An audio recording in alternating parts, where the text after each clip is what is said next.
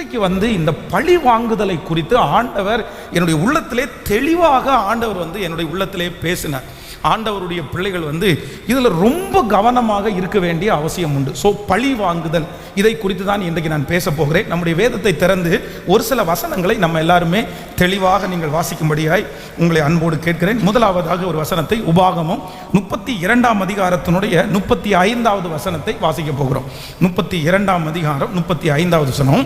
பழி வாங்குவதும் பதில் அளிப்பதும் எனக்குரியது, ஏற்ற காலத்தில் அவருடைய கால் தள்ளாடும், அவர்களுடைய ஆபத்து நாள் சமீபமாய் இருக்கிறது, அவர்களுக்கு நேரிடும் காரியங்கள் தீவிரித்து வரும். நல்லா கவனிங்க. முதலாவதாக ஆண்டவர் இந்த இடத்திலே எழுதி வைத்திருக்கிறார், பழி வாங்குதலும் பதில் அளிப்பதிலும் எனக்குரியது, அது கர்த்தருக்குரியது அப்படின்னு ஆண்டவர் சொல்லுகிறார். அடுத்த வசனத்தை ஒன்று வாசிக்கலாம். 2 சாமுவேல் 22ஆம் அதிகாரத்தினுடைய 48வது வசனத்தை வாசிக்கலாம். 2 சாமுவேல் 22ஆம் அதிகாரம் 48வது வசனம். அவர் எனக்காக பழிக்கு பழி வாங்கி ஜனங்களை எனக்கு கீழ்ப்படுத்துகிற தேவனானவர். நல்லா கவனிங்க. இரண்டாவது வாசித்த இந்த வசனத்திலையும் சங்கீதக்காரன் என்ன சொல்றார் அப்படின்னு சொன்னா, நான் ஆராதிக்கிற, நான் வணங்குகிற என் தேவனாகிய கர்த்தர் எனக்கு பழிக்கு பழி வாங்குகிறவர். என் எதிரியினிடத்திலே நான் பழிவாங்க வேண்டிய அவசியம் இல்லை, என் சத்துருனிடத்திலே நான் பழி வாங்க வேண்டிய அவசியம் இல்லை. எனக்காக யார் பழி வாங்குவாங்கன்னா, எனக்காக கர்த்தர் பழி வாங்குவார். எரேமியாவின் தீர்க்கதரிசன புஸ்தகம் 51ஆம் அதிகாரத்தினுடைய 36வது வசனத்தை வாசிக்க போறோம். 51ஆம் அதிகாரம் 36வது வசனம். ஆகையால் கர்த்தர் சொல்லுகிறது என்னவென்றால், இதோ நான் உனக்காக வழக்காடி உன் பழிக்கு பழி வாங்கி அதன் கடலை வறளவும் அதன் ஊற்றை சுவரவும் பண்ணுவேன்.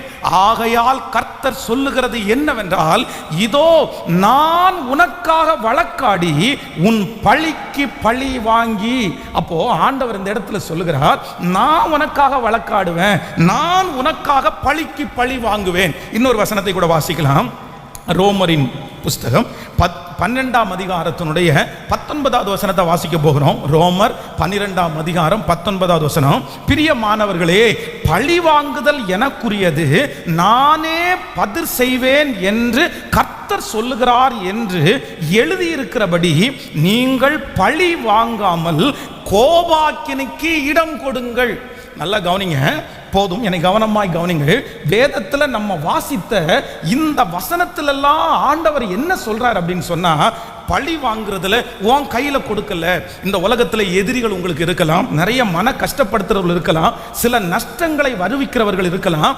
ஆனா ஆண்டவர் என்ன சொல்றார் அப்படின்னு சொன்னா, இல்ல, நீங்கள் பழி வாங்குற அந்த வேலையை உங்க கையில நீங்க எடுக்க கூடாது என்கிறதுலே ஆண்டவர் ஒரு விசை அல்ல, பல விசை எழுதி வைத்திருக்கிறார். இந்த ஜெபத்திலே இந்த சத்தத்தை கேட்கிற நீங்கள் யாரோ ஒருத்தர் அதிகமாய் நீங்கள் காயப்பட்டிருக்கலாம், நீங்க நஷ்டப்பட்டிருக்கலாம், சில இடத்திலே அவமானப்படுவதற்கு சிலர் ஒருவேளை உங்களுக்கு காரணமாய் இருக்கலாம். உங்க மனசுல, நான் பழி வாங்காம நான் விட மாட்டேன், கண்டிப்பா நான் 2ல 1 பார்ப்பேன், அது எப்படி அவங்க பண்ண முடியும்? யாரோ ஒருத்தரை, ஒருவேளை உங்கள் மாமியாரா இருக்கலாம், உங்க மாமனாரா இருக்கலாம், உங்க சொந்தக்காரங்களா இருக்கலாம். ஆனால் ஆண்டவர் இன்று உங்களோடு என்னோடும் தெளிவாய் பேசுகிறார், பழி வாங்குற வேலை நம்முடையது அல்ல.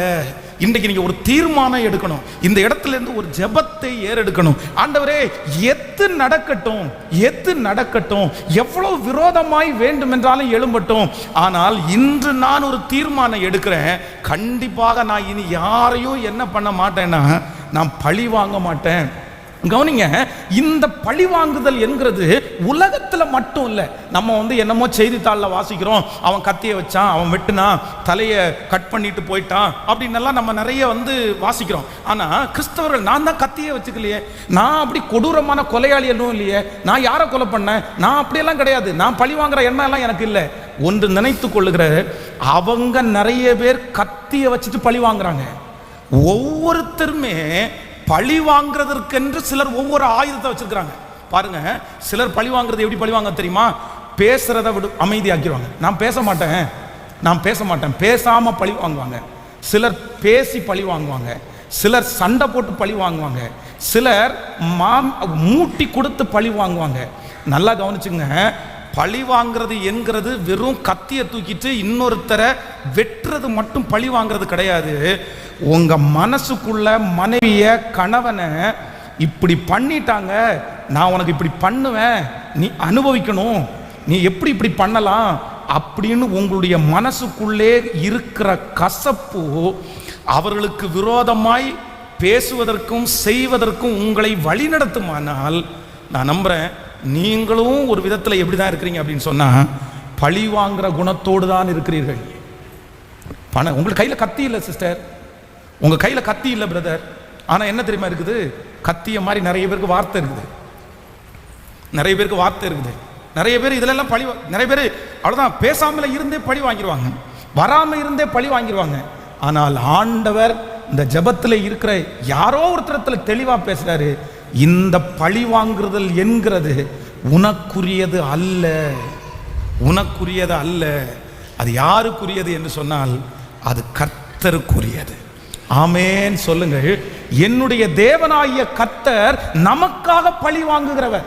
இந்த உலகத்தில் இருக்கிற மனிதர்கள் சொல்லுகிறார்கள், மனிதன் அன்று கொல்லுவான், தெய்வம் நின்று கொள்ளும் அப்படின்னு சொல்லுவாங்க ஒரு பழமொழியாக. ஆனா உண்மையிலே சில நேரத்தில் ஆண்டவர் உங்களுக்கு விரோதமாய் எழும்புகிற, உங்களுக்கு விரோதமாய் கிரியை செய்கிற சில காரியங்களை உடனே ஆண்டவர் செய்ய மாட்டார், உடனே ஆண்டவர் செய்ய மாட்டார். ஆண்டவர் பொறுத்திருப்பார், ஆண்டவர் அமைதியா இருப்பார், ஆண்டவர் திருந்துவதற்கு வாய்ப்பு கொடுப்பார், ஆண்டவர் மனம் திரும்புதலுக்கு, மன்னிப்பு கேட்பதற்கு ஆண்டவர் கண்டிப்பாக வாய்ப்பு கொடுத்து, அது இல்லாத பட்சத்திலே தான் கர்த்தருடைய தண்டனையினுடைய பிரம்பு அவர்களுக்கு நேராய் வருகிறது.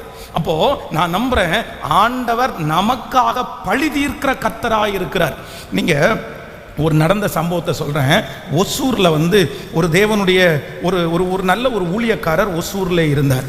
அவங்க அவருடைய ரொம்ப நல்ல தேவ மனுஷன், ரொம்ப அழகாய் ஊழியம் செய்கிறவர். அவர் பேர் ஆரோக்கியசாமி.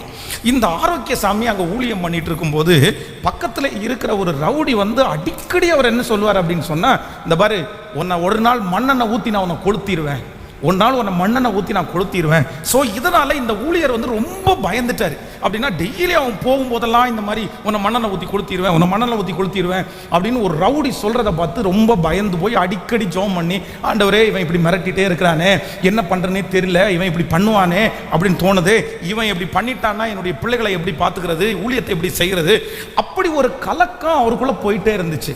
அப்போது இந்த மண்ணெண்ணை ஊற்றி உன்னை கொளுத்திடுவேன் அப்படின்னு சொன்ன அந்த நபர் தண்ணி அடிக்கிற பழக்கம் இருக்குது.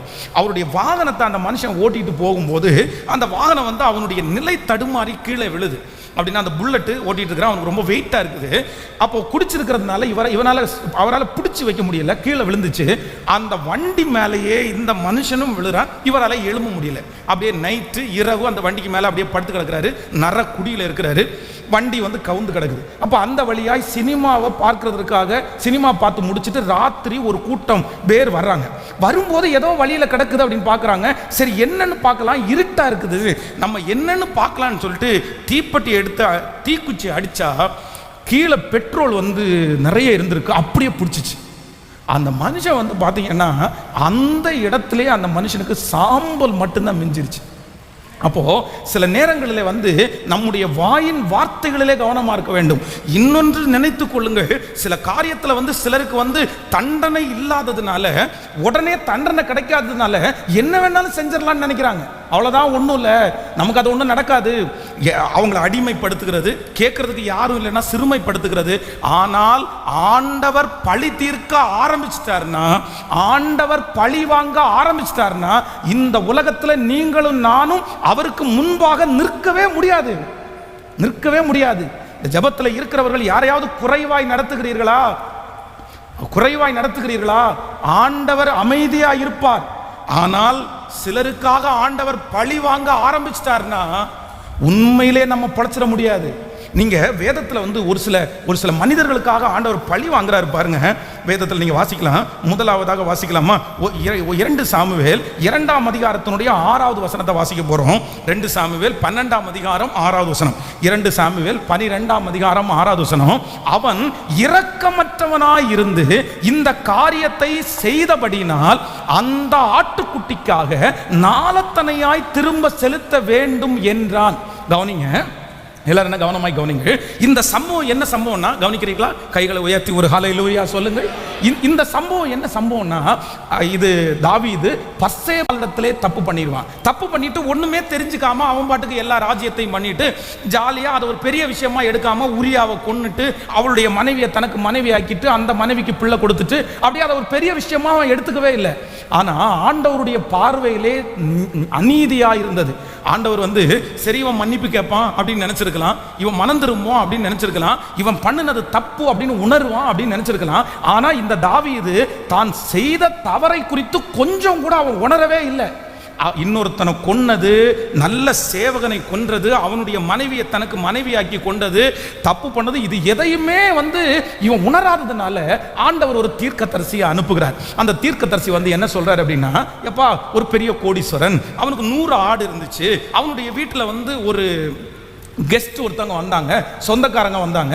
அப்போ அந்த மனுஷன் வந்து அவனுடைய வீட்டிலிருந்து ஒரு ஆட்டை எடுத்து அடிச்சு அவனுக்கு சாப்பாடு கொடுக்காம அவனுடைய பக்கத்து வீட்டுக்காரன், அவனுக்கு ஒரே ஒரு ஆடு தான் இருந்துச்சு, அந்த வீடு அந்த ஆடு அவனுடைய மடியிலே வளர்ந்துச்சு, அவன் முத்தம் கொடுத்தான், அவனுக்கு அது செல்லமா இருந்துச்சு. அந்த ஆட்டை வலுக்கட்டாயமா பிடிச்சு அதை அடிச்சு கொன்னு தன்னுடைய வீட்டில் வந்த உரம்பரைக்கு, தன்னுடைய வீட்டில் வந்த சொந்தக்காரங்களுக்கு அவங்க ஃபுட்டை சாப்பாடு கொடுத்துட்டான்னு சொன்ன உடனே அப்பதான் இந்த 12ஆம் அதிகாரத்தினுடைய இந்த 6வது வசனத்தை தாவீது சொல்றான். என்ன சொல்றான் அப்படின்னு சொன்னா, 2 சாமுவேல் 12ஆம் அதிகாரம் அடுத்த 6வது வசனத்துல வாசிக்கும் போது, அவன் இரக்கமற்றவனாய் இருந்து இந்த காரியத்தை செய்தபடியால் அந்த ஆட்டுக்குட்டிக்காக நாளத்தனையாய் திரும்ப செலுத்த வேண்டும்.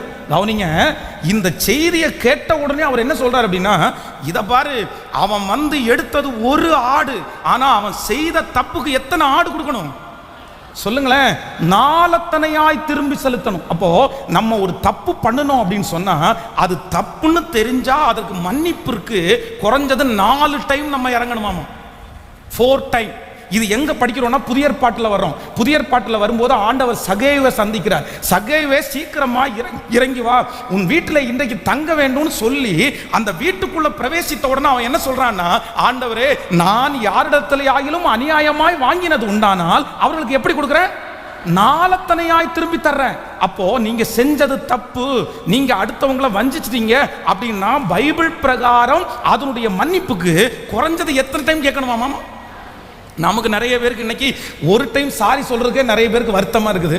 தெரியாம சொல்லிட்டேன், அதெல்லாம் சொல்லியிருக்க முடியாது எப்படின்னு. ஆனா உண்மையான மனம் திரும்புதல் அப்படின்றது இப்போ ஒரு டைம் சாரி, அதுக்கப்புறம் 6 மாசம் தாண்டி அவரை சந்திக்கும் போது சாரி பிரதர், அதான் ஏற்கனவே சொல்லிட்டீங்களே ஆனாலும் என் மனசுக்கு கஷ்டமா இருக்குது. அடுத்து ஒரு 2 மாசம் தாண்டி அவரை சந்திக்கும் போது பிரதர் சாரி பிரதர், அப்படி எத்தனை டைம் கேட்கணுமா மாமா? 4 முறை. இப்போ தாவீது என்ன சொல்றாரு அப்படின்னு சொன்னா, அந்த மனுஷன் செய்த தவறுக்காக 4% டைம் கொடுக்கணும்பா, 4 ஆட்டுக்குட்டியை கொடுக்கணும்பா. இது அவனுடைய வாயிலிருந்து புறப்பட்ட வார்த்தை. கர்த்தர் பழி வாங்க ஆரம்பிச்சதுக்கு பிற்பாடு தாவீது எத்தனை இழந்தான் தெரியுமா? 4 இழந்துட்டான். நம்பர் 1, முதலாவது பர்சேபாளிடத்தில் அவன் பெற்றெடுத்த பிள்ளை மரித்து போனது. 2வது அம்னோன் அவனுடைய பிள்ளை மரித்து போனான். 3வது அழகான ஆண் பிள்ளை அப்சலோம் அவன் கொல்லப்பட்டு மரித்து போனான். 4வது அதோனியா அவனுடைய மகன் கொல்லப்பட்டான். இந்த தான் செய்த தவறுக்காக 4 முறை தீர்க்கணும் நாங்க. ஆனால் ஆண்டவருக்கு பிரியமானவனாய், ஆண்டவருக்கு உகந்தவனாய், ஆண்டவருடைய இருதயத்திற்கு ஏற்ற தாசனாய் இருந்த போதிலும் கர்த்தர் பழி வாங்குற நாளில் அவன் எத்தனை முறை திரும்பி கொடுக்க வேண்டியதா இருந்துச்சுன்னா 4 திரும்பி தர வேண்டியது இருந்துச்சு. ரொம்ப கவனம். ஒவ்வொரு பெற்றோரும் கவனமாயிருங்கள். சில நேரத்தில் நம்ம செய்த தவறுகள் 4ஆம் தலைமுறை மட்டும் விசாரிக்கப்படும். 4ஆம் தலை. தாவீது தப்பு பண்ணினான், தாவீது இழந்தான், தாவீது கர்த்தருக்கு விரோதமாய் செய்தான், தாவீது தான் செய்த தவறை உணரவில்லை. ஆனா யாருக்கு பனிஷ்மெண்ட் தெரியுமா? யாருக்கு பனிஷ்மெண்ட் தெரியுமா? தாவீது பெற்றெடுத்த பிள்ளைகளுக்கு தான் தண்டனையை அனுபவித்தார்கள். ஒவ்வொரு தாயும் தகப்பனும் இதை குறித்து ரொம்ப ஜாக்கிரதையா இருக்கணும். ஆண்டவர் பழி வாங்குற நாளிலே எந்த கணவனும் எந்த மனைவியும் தப்புவிக்கவே முடியாது, தப்புவிக்கவே முடியாது.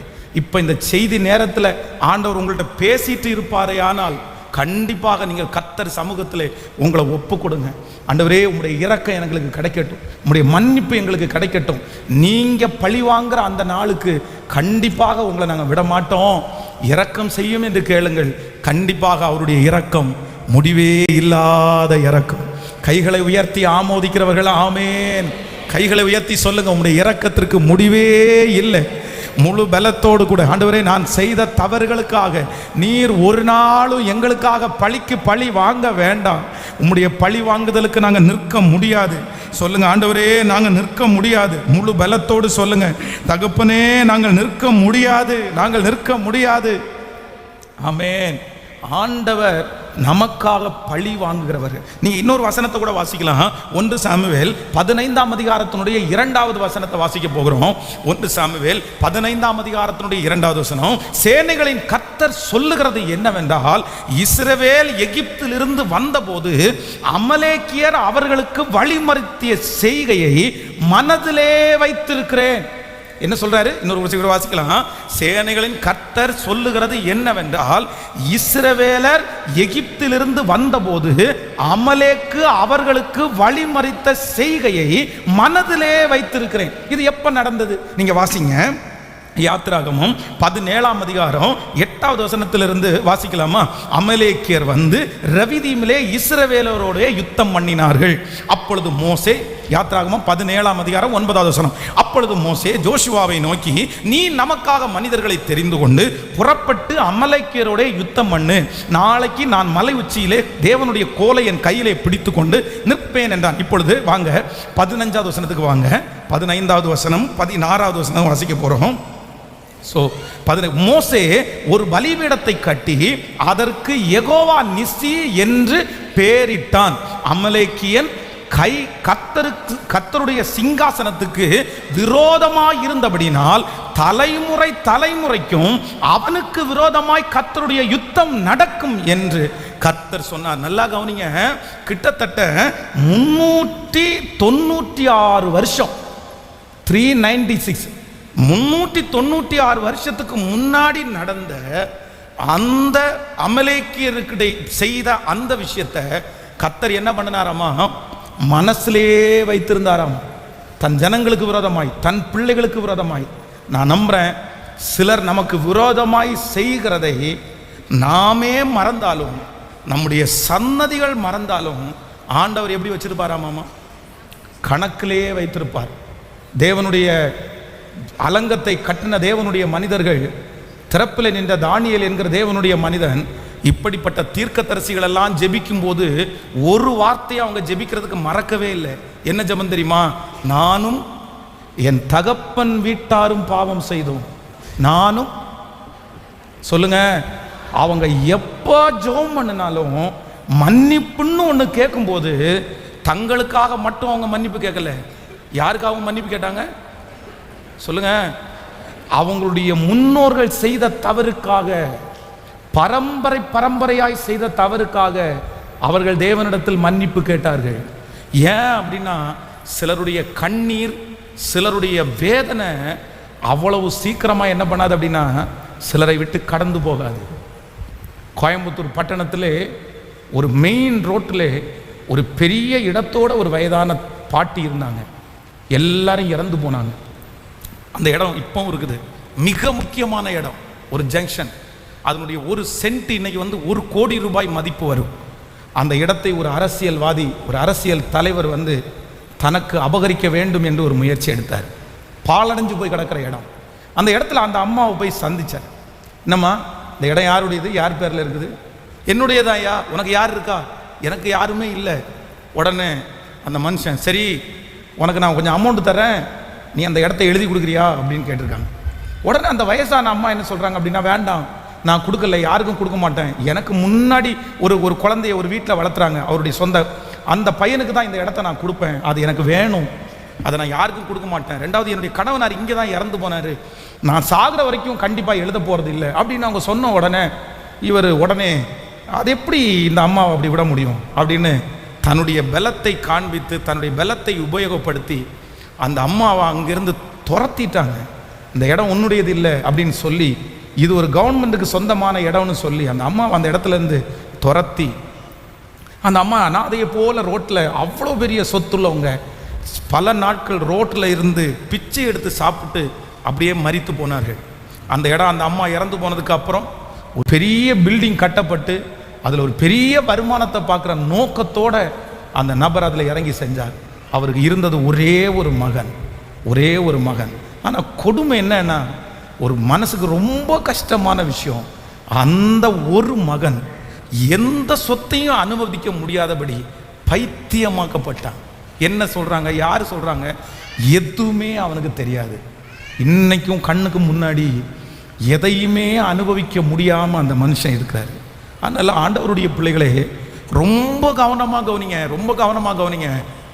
ஆண்டவர் பழி வாங்க ஆரம்பித்தா நம்ம யாருமே என்ன பண்ண முடியாதுன்னா, நிலை நிற்கவே முடியாது, நிலை நிற்கவே முடியாது. அதனால் கர்த்தருடைய சமூகத்தில் தாழ்மையோடு இருங்க. ஆண்டவரே, இன்னைக்கு ஊழியக்காரர் சொல்கிறது போல என் கைகளை உயர்த்தி நான் ஒன்று சொல்கிறேன். இனி மரணம் வரைக்கும், இந்த உலகத்தில் இருக்கிற வரைக்கும் என் மனசறிஞ்சு, எனக்கு தெரியும் இந்த சத்தத்தை கேட்குற யாரோ ஒருத்தர், உங்கள் மனைவி உங்களுக்கு செய்த துரோகமாக இருக்கலாம், கஷ்டமாக இருக்கலாம், உடைய கணவன் உங்களை பண்ணின பிரச்சனையாக இருக்கலாம், துரோகமாக இருக்கலாம், பழி வாங்குற எண்ணம் உங்களுடைய இருதயத்துக்குள்ள வந்துட்டே இருக்கலாம். ஆனால் ஆண்டவர் உங்களுக்கு வாக்கு கொடுக்கிறார், மகனே, நீ பழி வாங்கி நீ என்ன செய்ய போகிறாய்? பழி வாங்குதல் உனக்குரியது அல்ல. அந்த நபரிடத்தில் பழி வாங்குறது உனக்குரியது அல்ல. நீ பட்ட காயம் ரொம்ப பெருசு, நீ பட்ட அவமானம் ரொம்ப பெரியது. என்னை இவ்வளவு அவமானப்படுத்திட்டாங்க, உங்களுக்குள்ள இருக்கிற அந்த கோபத்தை தணிக்கவே முடியல. ஆனால் ஆண்டவர் இன்றைக்கு தெளிவாக உன் கரத்தை பிடித்து கர்த்தர் பேசுறாரு, இல்ல, இந்த வேலை உன்னுடையது கிடையாது, அதை என் கையில விட்டு நான் உனக்காக யுத்தம் பண்ணி உன் வழக்காடிகளோட நான் வழக்காடி, ஆமேன், உன்னோடு கூட இருக்கிறவர் பெரியவர் என்கிறதை நான் நிரூபிப்பேன். உன்னாலே தண்டனை கொடுக்க முடியாது, உன்னாலே அந்த மனுஷனுக்கு எதுவும் செய்ய முடியாது, நான் பார்த்து கொள்ளுகிறேன், நான் பார்த்து கொள்ளுகிறேன். ஹல்லேலூயா. கர்த்தரிடத்துல எப்பவுமே நமக்கு ஒரு ஜெபம் வேணும். ஆண்டவரே, ஆண்டவரே, நீர் பார்த்து கொள்ளும், நீர் பார்த்து கொள்ளும், நீர் பார்த்து கொள்ளும். எல்லா தாழ்மையோடும் உங்களுடைய விசுவாசத்திற்காக நான் சொல்லுகிறேன். உண்மையிலேயே நம்முடைய ஊழியத்திற்கு விரோதமாக எத்தனை எத்தனை எத்தனை மனிதர்கள், எத்தனை எத்தனை ஆயுதங்கள். ஆனால் ஒன்று எதிர்க்கிறதுக்கு பலன் இல்லை, இன்னொன்று எதிர்க்கிறதுக்கு வேதத்தில் இடமே இல்லை. ஆமேன் சொல்லுங்கள். முதல்ல சிவானந்த காலனிலே கட்டின ஒரு பேனருக்காக போலீஸ் ஸ்டேஷனுக்கு கொண்டு போய் எஃப்ஐஆர் ஃபைல் பண்ணி கோர்ட்டுக்கு போக வச்சு சர்ச்சை இழுத்து மூடணும்னு நினச்சி நூற்றுக்கணக்கான வாலிபர்களை ஏவி விட்டு பிரச்சனை பண்ணி எத்தனையோ சூழ்நிலைக்கு போனவங்க இன்னைக்கு உயிரோடு கூட இல்லை. இந்த சர்ச்சை முடிச்சிருவோம், மூடிடுவோன்னு சொன்னவங்க அவங்க வாழ்க்கை தான் முடிஞ்சிருச்சு, இன்னைக்கு இல்லை. ஆனால் கர்த்தர் இன்று வரைக்கும் நம்மளை அழிக்கவே இல்லை, கர்த்தர் அழிக்கவே இல்லை. கர்த்தர் உங்களுக்காக வைராக்கியம் பாராட்டுகிற கர்த்தர், உடைய பிள்ளைகளுக்காக வைராக்கியம் பாராட்டுகிற கர்த்தர். அவருடைய ஜனமாகிய உங்களுக்கு கர்த்தர் வைராக்கியம் பாராட்டாமல் இருக்க மாட்டார். அவர்களுக்கு தண்டனை கொடுக்க வேண்டும் என்கிறது நம்முடைய ஜபம் அல்ல. அவங்களுக்கு கொடுத்திருக்கிற தண்டனையில் நம்ம சந்தோஷப்பட போறதில்லை. ஆனால் நான் நம்புறேன், மிஞ்சும் கோபத்தை அடக்குகிற கர்த்தர், பழி வாங்குதலை யாருடைய கையிலையும் கர்த்தர் கொடுக்காம அவர் யார் கையில் வச்சிருக்கிறாருன்னா அது என்னுடையது. இங்கே உலாவுகிற ஆவியானவர், இங்கே உலாவுகிற இயேசு இன்னைக்கு உங்க முன்னாடி வந்து என்ன சொல்றாருன்னா, மகனே, மகளே, பழி வாங்குதல் எனக்குரியது, பழி வாங்குதல் எனக்குரியது, வழக்காடுதல் எனக்குரியது. இதை நன்றாய் அறிந்து கொண்டவன் தான் ஈசாக்கு. ஏசேக்கில் அவனோடு வாக்குவாதம் பண்ணினாங்க, சித்னாவில் அவனுடையதை அவர்களுடையது என்று பிடுங்கி கொண்டார்கள். அவனுடைய உழைப்பு, அப்பாவுடைய உழைப்பு எல்லாத்தையுமே பிடுங்கி கொண்டாங்க. ஆனால் ஈசாக்கு ஒன்று மட்டும் தெரிஞ்சான், இவர்களோட வழக்காடுவதோ பழி வாங்குறதோ ஏன் வேலை இல்லை. சித்னாவையும் விட்டுட்டு ரகபோத்துக்கு போனா வேதம் சொல்லுது, கர்த்தர் அவனுக்கு அங்கே இடம் உண்டாக்கினார். ஈசாக்கு விதை விதைத்தான், கர்த்தர் அவனுக்கு 100 மடங்கு பலனை கர்த்தர் தந்தார். யோசேப்பு பெரிய அதிகாரியாய் உயர்த்தி மேடையின் மேல் உட்காரும் போது தன் சகோதரர்கள் எல்லாம் வந்து முன்னாடி நிற்கும் போது அவர்களே இவன் பழி வாங்கிடுவான்னு நினைக்கும் போது யோசேப்பு ஒரு ஸ்ட்ராங்கான டிசிஷன் எடுத்தான். பழி வாங்கிறது எனக்குரியது அல்லப்பா, அது கர்த்தருக்குரியது. நான் உங்களை ஒன்றும் பண்ண மாட்டேன், ஒன்றும் செய்ய மாட்டேன்னு ஒரு முடிவு எடுத்தான். வேதம் சொல்லுகிறது, அந்நிய நாட்டிலே அவ்வளவு பெரிய அதிகாரியாய் உயர்த்தப்பட்ட யோசேப்பை உயர்த்தின கர்த்தர் இன்றைக்கு இந்த சத்தத்தை கேட்கிற உங்களிடத்திலே ஆணித்தரமா சொல்லுகிறார். கர்த்தர் தீவிரமாய் சொல்லுகிறார், உன்னுடைய விட்டு கொடுத்தல்ல பெரிய உயர்வு இருக்கு மகனே, உன்னுடைய விட்டு கொடுத்தல் ஒரு மகிமை இருக்கு மகளே, உன்னுடைய விட்டு கொடுத்தல்ல ஒரு பெரிய ஆசீர்வாதத்தை நான் வச்சிருக்கிறேன், ஒரு பெரிய உயர்வை வச்சிருக்கிறேன். நீ தாழ்ந்து போக போக, நீ விட்டு கொடுக்க நீ அமைதியா இருக்க கர்த்தர் உங்களுக்கு செய்யும் யுத்தத்தை நீங்கள் காண்பீர்கள். அவர் உங்களுக்காக வழக்காடுவார். கர்த்தர் என் வழக்காடிகளோடே வழக்காடி கண்டிப்பாக எனக்கு ஒரு நியாயத்தை தருவார். கர்த்தர் நியாயத்தை தருவார். இந்த யுத்தம் என்னுடையது அல்ல. இஸ்ரவேல் ஜனத்தாரே, இந்த யுத்தம் என்னுடையது அல்ல. இந்த யுத்தத்தை நடத்துகிறவர் கர்த்தர். நீங்கள் நின்று கொண்டு கர்த்தர் உங்களுக்கு செய்யும் ரட்சிப்பை நீங்கள் காண்பீர்கள். இன்று காண்கிற எகிப்தியரை இனி ஹல்லேலூயா கரங்களை தட்டி, இன்றைக்கு ஆராதனையிலே கர்த்தர் பேசின வாக்குத்தத்தம் அதுதான். நீங்க கரங்களை தட்ட அந்த எகிப்தியர்கள், ஓ ஹல்லேலூயா, அந்த விரோதமான சக்திகள் அது முழுவதும் ஒன்றுமில்லாமல் முழுவதுமாய் நிர்மூலமாக்கப்பட்டு எனக்காக வழக்காடுகிறவர், எனக்காக யுத்தம் பண்ணுகிற கர்த்தர். ஆமேன். ஒரு 3 காரியத்தை உங்களுக்கு வேகமாய் சொல்லி உங்களுக்காக ஜெபித்து முடிக்க போகிறேன். அப்படின்னா ஏன் ஒரு தேவனுடைய பிள்ளை வழக்காடக்கூடாது அப்படின்றதுல ஒரு 3 காரியத்தை. முதலாவதாக நீங்க ஏன் வழக்காடக்கூடாது அப்படின்னு சொன்னா, வழக்காடுகிற அந்த காரியத்தை கர்த்தர் கையிலே எடுத்தார். ஆண்டவர் கையில எடுக்கிறத நம்ம கையில என்ன பண்ணக்கூடாது? சொல்லுங்க சத்தமா, பக்கத்துல கையை பிடிச்சி சொல்லுங்க, ஆண்டவர் கையிலே எடுத்ததை நம்ம கையில எடுக்கக்கூடாது. புரிஞ்சா எல்லாருக்கும்? ஆண்டவர் கையில எடுத்துட்டாரா, அதுக்கப்புறம் உங்க பணத்தை கொடுத்தோ பொருளை கொடுத்தோ நீங்க என்ன பண்ண முடியாது? காப்பாற்ற முடியாது. இந்த அறிவு எல்லா பிள்ளைகளுக்கும் வேணும். ஆண்டவருடைய வார்த்தையை உதறி தள்ளிவிட்டு கப்பல் ஏறி போறான் யோனா, ஆண்டவருடைய வார்த்தையை மீறி. ஆனா அங்க இருக்கிற ஜனங்கள் எல்லாரும் கர்த்தருடைய வார்த்தையை நீ மீறினா கூட பரவாயில்ல, உன்னை காப்பாற்றணும்னு முடிவெடுத்து அவர்கள் கொண்டு வந்த சம்பாதிச்ச மொத்தத்தையும் கடல்ல தூக்கி வீசிட்டாங்களாமா. ஆனா அவர்களால யோனாவை காப்பாற்ற முடிஞ்சுச்சா? கண்டிப்பா காப்பாற்ற முடியல. ஏன்னா யோனாவுடைய பிரயாணம் யார் கையில இருக்குது? கர்த்தர் கையில இருக்குது. கர்த்தர் கையில எடுத்ததை கண்டிப்பாக உங்க கையில எடுக்கக்கூடாது. சிலரை ஆண்டவரே உருவாக்குவார், சிலரை ஆண்டவரே சில இடத்துல உட்கார வைப்பார், சிலரை சில இடத்துல வந்து நமக்கு பரிதாபமா இருக்கும், நமக்கு கஷ்டமா இருக்கும். அவங்க வாழ்க்கையை பார்க்கும்போது நம்ம ஏதாவது செய்யணும்னு நம்ம நினைப்போம். ஆனா ஆண்டவரே தான் அவங்கள அந்த சிச்சுவேஷன்ல கொண்டு போவாரு. நீங்க பிள்ளை பாசத்துல, அப்பா அம்மா பாசத்துல, குடும்பத்தினுடைய பாசத்துல போய் இல்லை கர்த்தருடைய கைதான் அவன் மேல இருக்குன்னு தெரிஞ்சும் நீங்க போய் செயல்பட்டீங்கன்னா உங்களுடைய பணமும் உங்களுடைய நேரமும் தான் வீணே தவிர கர்த்தரால தான் அந்த மனுஷனை ஆசீர்வதிக்கப்பட முடியும். சில நேரத்தில் அம்மா அப்பா ரொம்ப கவனமாக இருக்கணும். சில நேரத்தில் பிள்ளைகள் பாடுபடும் போது உங்கள் இருதயம் கொந்தளிக்கிறது தவறல்ல, உங்கள் இருதயம் வருத்தப்படுத்தி எப்படியாவது அவனை காப்பாற்றணும்னு நினைக்கிறது தவறல்ல. ஏன்னா ரத்தம். ஆனால் ஒன்று நினைத்து கொள்ளுங்கள், உங்கள் பிள்ளைய கர்த்தர் அந்த பாதையில் நடத்துறாருன்னா நீங்கள் உங்கள் பிள்ளைகிட்ட என்ன சொல்லணும்னா, ஆண்டவர் உன்னை இந்த பாதையில் நடத்துறாரு, நீ ஜெபம் பண்ணு, கர்த்தரை தவிர வேற யாரும் உன்னை தூக்கி எடுக்க முடியாது, என்னால் ஒன்றுமே உனக்கு பண்ண முடியாதுன்றதை நீங்க தெளிவுபடுத்திடணும். ஆனா நிறைய அம்மா அப்பாங்க பண்ற பெரிய தவறு என்ன அப்படின்னா, கர்த்தர் எடுக்க வேண்டிய பொறுப்பை இவங்க கையில எடுக்கிறதுனால ஆண்டவரும் செய்ய முடியாது, இவங்க செஞ்சா திருப்தியும் ஆகாது. நான் சொல்றது எத்தனை பேருக்கு புரியுது? கர்த்தர் கையிலே எடுக்க வேண்டியதை நம்ம நம்பர் 1 முதலாவதாக நான் ஏன் பழி வாங்க கூடாதுன்னா, அது ஏன் வேலை இல்லை, அது யார் வேலைன்னா கர்த்தர் வேலை. எல்லாரும் சொல்லுங்க பார்க்கலாம், அது கர்த்தருடைய வேலை. நம்பர் 2 இரண்டாவதாக ஒரு காரியத்தை நம்ம வேகமாக நம்ம வாசிக்கலாமா? நம்முடைய வேதத்தை திறந்து 2 சாமுவேல் 3ஆம் அதிகாரத்தினுடைய 27வது வசனத்தை நம்ம வாசிக்க போகிறோம். 2 சாமுவேல் 3ஆம் அதிகாரத்தினுடைய 27வது வசனத்தை வாசிக்கலாம். அப்னேயர் எப்ரோனுக்கு திரும்பி வருகிற போது யோவாப் அவனோட ரகசியமாய் பேச போகிறவனை போல அவனை ஒலிமுக வாசலின் நடுவே ஒரு பக்கமாய் அழைத்து கொண்டு போய் தன் தம்பி ஆசகேலுடைய இரத்த பழியை வாங்க அங்கே அவனை வயிற்றிலே குத்தி போட்டான். நல்லா கவனமா கவனிங்க, என்னை கவனிங்கள், கவனிச்சா உங்களுக்கு புரியும். இந்த இடத்துல என்ன நடக்குது அப்படின்னு சொன்னா, அப்னேயர் அப்படின்ற ஒருத்தர் இருக்கிறாரு, அதுக்கப்புறம் யோவாப் அப்படின்ற இருக்கிறது. இந்த யோவாப் அப்படின்றது யார் அப்படின்னா, தாவீதுனுடைய படை தளபதி தான் இந்த யோவாப். அப்படின்னா தாவீது போகாத இடத்துல, தாவீது நிற்க முடியாத இடத்துல, தாவீதுனுடைய இடத்தை ஃபில் பண்றதுக்குன்னு ஒருத்தரை வச்சிருக்காங்கன்னா அது யோவாப் தான். தாவீதிற்கு அடுத்தபடி யாருன்னு கேட்டா எல்லாருமே யோவாப் அப்படின்னு தான் சொல்லுவாங்க. சில யுத்தத்திற்கு தாவீதால போக முடியாத இடத்துல யோவாப்பை அனுப்பி அந்த யுத்தத்தை ஃபினிஷ் பண்ணி ஜெயக்கொடி ஸ்தம்பத்தை நாட்டிட்டு அவர் வந்துருவாரு. அவ்வளவு முக்கியமானவன் இந்த யோவாப்.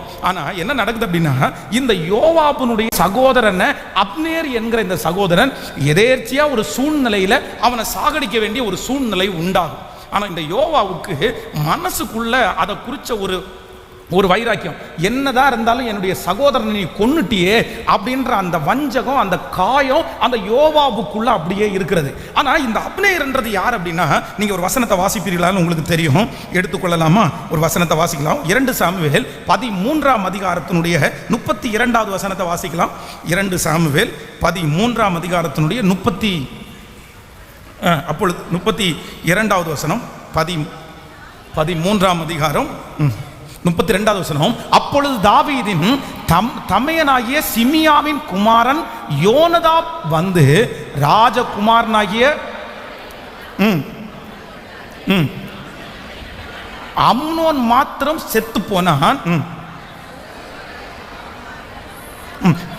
ஆமென். இன்னொரு வசனத்தை கூட வாசிக்கலாம். 1 ராஜாக்கள் 2ஆம் அதிகாரத்தினுடைய 32ஆம் 33வது வசனத்தை வாசிக்கலாம்.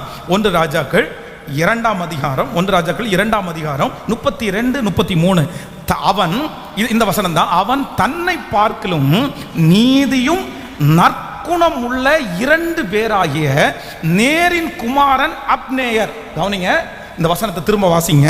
அவன் தன்னை பார்க்கலும் நீதியும் நற்குணமும் உள்ள 2 பேராகிய நேரின் குமாரனாகிய அப்னேயர் என்னும் இஸ்ரவேலின் படைத்தலைவன் மேலும் ஏதேரின் குமாரன் அமசா என்னும் யூதாவின் படைத்தலைவன் மேலும் விழுந்து என் தகப்பனாகிய தாவீதிற்கு தெரியாமல் அவர்களை பட்டயத்தால் கொன்ற அவனுடைய இரத்த பழியை கர்த்தர் அவனுடைய தலையின் மேல் திரும்ப பண்ணுவாராக. இப்போ உங்களுக்கு புரிஞ்சிருக்கும், இந்த அப்னேயர் அப்படின்னா யோவாபனுடைய சகோதரனை கொன்ற இந்த அப்னேயர் யார் அப்படின்னு கேட்டா, அவன் தன்னை பார்க்கணும் யாராமா, நீதி உள்ளவனும் நற்குணம் உள்ளவனும். இப்போ அப்னேயர் வந்து செஞ்சது வந்து எதேர்ச்சியா நடந்தது. நல்ல கவனிங்க, அப்னேயர் பண்ணது எதேர்ச்சியாய் நடக்கிற ஒன்றுன்னு வச்சுங்க. ஆனா தன்னுடைய சகோதரனை கொன்னதை மனசுல வச்சுட்டு இந்த யோவாப் அவனை தீமையா பார்க்கல, பொறாமையா பார்க்கல. அவன் தோள் மேல கையை போட்டு நல்லவனை போல பேசி அப்படியே சமாதானப்படுத்தி அவனை தனியா கூட்டிட்டு போய் யாரும் இல்லாத இடத்துல அவனுடைய கையில இருக்கிற கத்தியை எடுத்து அவனுடைய வயிற்றிலேயே குத்தி அவனை கொன்றும் இந்த யோவாப். அதுதான் இங்கே சொல்லப்பட்டிருக்கிறது. அதை தாவீதிற்கு கூட தெரியாம, தன்னுடைய எஜமானனுக்கு கூட தெரியாம, தன் சகோதரருக்காக செய்த அந்த பழியை யார் தீத்தா அப்படின்னு சொன்னா, இந்த யோவாப் தீத்தான்.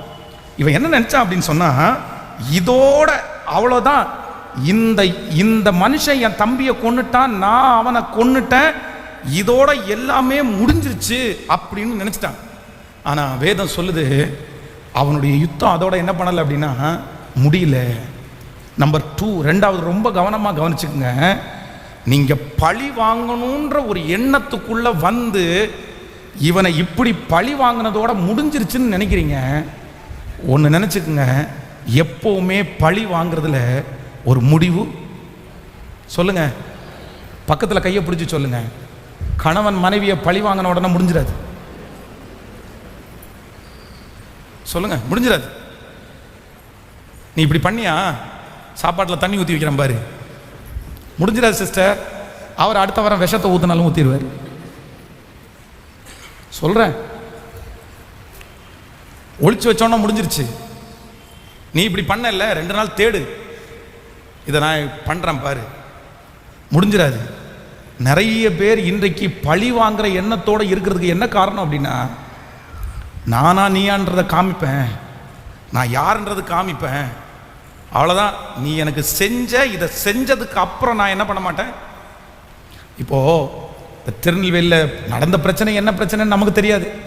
ஆனால் 2 சமூகத்திற்கிடையே நடக்கிற பிரச்சனை மாதிரி சொல்கிறாங்க. ஆனால் இதனுடைய ஆணி வேற பார்த்துட்டோம் அப்படின்னு சொன்னால், 2 குடும்பம், 2 நபர், ஒருத்தருக்கு ஒருத்தர் சண்டை, ஒருத்தருக்கு ஒருத்தர் வாக்குவாதம். இங்கேருந்து அவர் அங்கே போய் 2 பேரை கொண்டுட்டு வர்றாரு.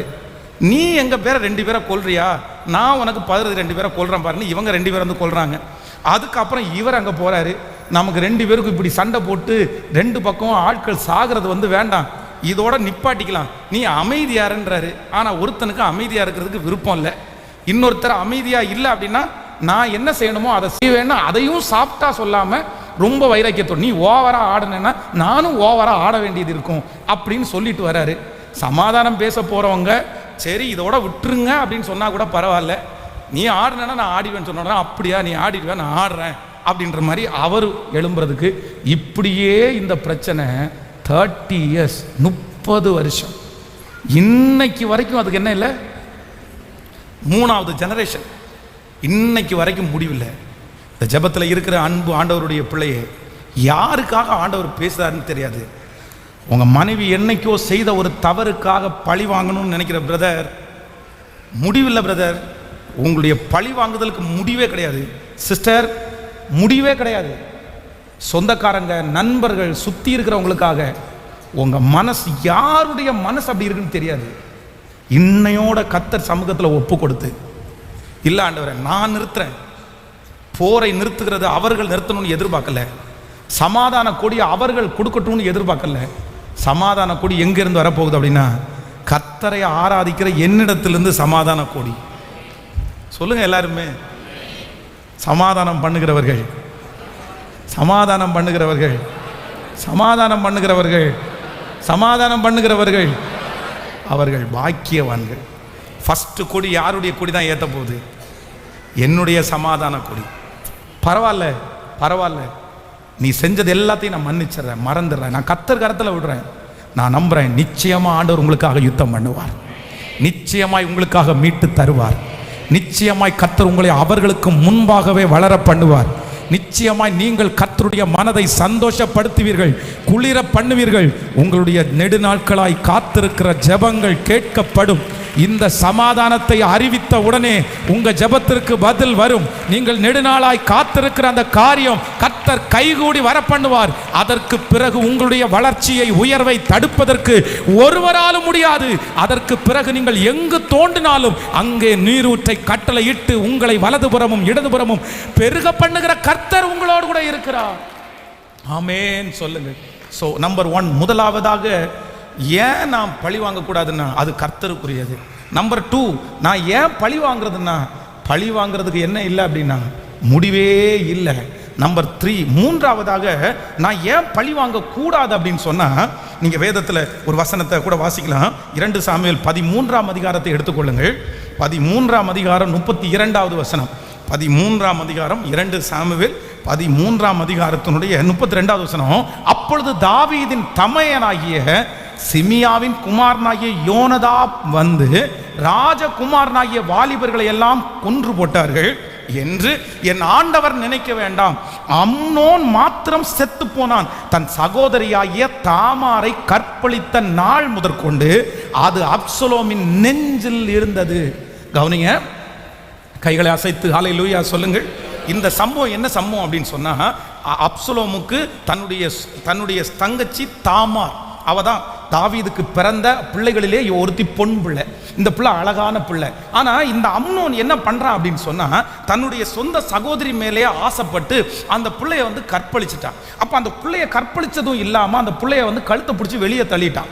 அவங்க வந்து தலை மேலே புழுதியை தூக்கிட்டு அவ்வளோதான். அதுக்கப்புறம் அவங்க கல்யாணமே ஆகலை. தன்னுடைய அழகான தாம் விரும்பி தனக்கு எந்த கூட பிறந்த அண்ணங்க தான் இருக்கிறாங்க, தம்பிகள் தான் இருக்கிறாங்க. ஆனால் ஒரே ஒரு பொட்ட பிள்ளை, இந்த பிள்ளையினுடைய வாழ்க்கையை இப்படி பண்ணிட்டானேன்னு சொல்லி அம்னோனா அன்னைக்கு எதுவுமே பண்ணலை, சண்டை போடலை, பிரச்சனை பண்ணலை, மனசுக்குள்ளேயே வச்சிருந்தான். என்னைக்காவது ஒரு நாள் என் தங்கச்சிக்காக நான் உன்கிட்ட பழி வாங்காமல் போக மாட்டேன், உன்னை கொல்லுவேன், ஏன்னா நீ என் தங்கச்சியை எப்படி இப்படி வேசிய மாதிரி நீ நடத்தலாம். அப்படியே அமைதியாக இருந்து மனசுக்குள்ளே வச்சிருந்து என்ன பண்ணிட்டான் அப்படின்னு சொன்னால், ஒரு ஃபங்க்ஷன் வைக்கிறான். அந்த ஃபங்க்ஷனுக்கு தாவீது இடத்துல போய் அனுமதி கேட்குறான். இந்த மாதிரி ஒரு ஃபங்க்ஷன் வச்சிருக்கிறேன், நீங்கள் வரணும்னு. உடனே தாவீது என்ன சொல்லுவார்னா, நான் வர முடியாதுப்பா, எனக்கு வேலை இருக்குது. உடனே என்ன சொல்லுவான்னா, நீங்கள் வராட்டி பரவாயில்ல, அம்னோனை அனுப்புங்க அப்படின்னு. உடனே வந்து இவங்களுக்கு வந்து சரி அப்படின்வாங்க. அவன் மயிர் கத்திரிக்கிறதுக்காக போகிறான். இந்த அப்சலோம் என்ன பண்ணுறான்னா, தன்னுடைய ஆட்களை எல்லாம் செட் பண்ணி வச்சு, அவன் சாப்பிட்டு குடிச்சு வெறிச்சிருக்கும் போது அவனை அடிங்கன்னு நான் சொல்லுவேன். எதையுமே எதிர்பார்க்காதீங்க, உங்களுக்கு கட்டளை இருக்கிறது நான். நீங்கள் வந்து தாவீதினுடைய குமாரன் அப்படின்னு நினைக்க வேண்டாம், நான் உங்களுக்கு கட்டளை எடுக்கிறேன், அடிச்சிருங்கன்னு சொன்ன உடனே இவன் சிக்னல் கொடுப்பான். அந்த இடத்துல அம்னோனை அடிச்சு கொன்றுவாங்க. ஆனால் இங்கே தாவீதுக்கு நியூஸ் வருது, போனவங்க எல்லாரையுமே அப்சலோம் கொன்னுட்டான்னு நியூஸ் வருது. உடனே வந்து சொல்லுவாங்க, இல்லை நீங்கள் அப்படி நினைக்க வேண்டாம், அம்னோன் மாத்திரம் தான் செத்தான், மற்றவங்க எல்லாம் உயிரோட தான் இருக்கிறாங்க. அப்போ இப்போ அப்சலோம் என்ன நினைக்கிறான்னா, பழி தீர்த்துட்டான். சரி ஓகே, என் சகோதரியை நீ இப்படி நடத்தின, நான் உன்னை கொன்னுட்டேன்.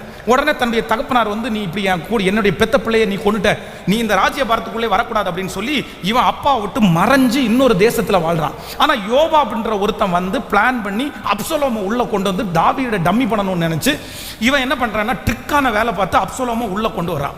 அப்சலோமை உள்ளே கொண்டு வருவதற்கு காரணமாக இருந்தவன் யோவாப். உள்ளே வந்தாச்சு.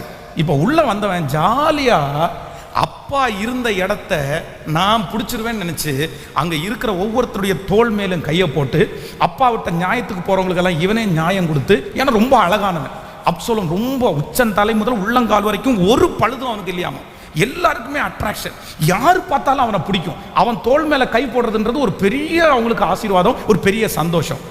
எல்லாம் அப்படியே நடந்துட்டு இருந்துச்சு. ஆனால் ஒரு நாள்